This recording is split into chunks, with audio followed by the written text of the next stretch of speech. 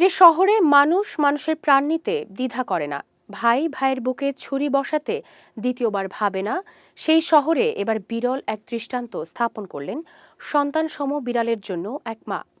নিজের পোষা বিড়ালের জীবন বাঁচাতে গিয়ে ৩ তলার ছাদের কার্নিশ থেকে পা পিছলে নিচে পড়ে মৃত্যু হয়েছে বন্যা কোস্তা নামের এক নারীর।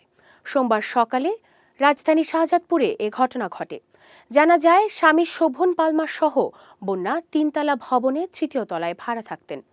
সোমবার সকাল 6:30টার দিকে ঘুম থেকে উঠে প্রিয় বিড়ালকে ঘরে না পেয়ে খুঁজতে খুঁজতে তিনি ছাদে উঠে যান। বিড়ালটিকে ছাদের কার্নিশে দেখতে পেলে ঝুঁকিপূর্ণ ওই জায়গা থেকে উদ্ধার করতে গিয়ে তিনি পা পিছলে ছাদ থেকে পড়ে যান। গুরুতর আহত অবস্থায় কুর্মিটোলা জেনারেল হাসপাতালে নেওয়া হলে চিকিৎসক তাকে মৃত ঘোষণা করেন।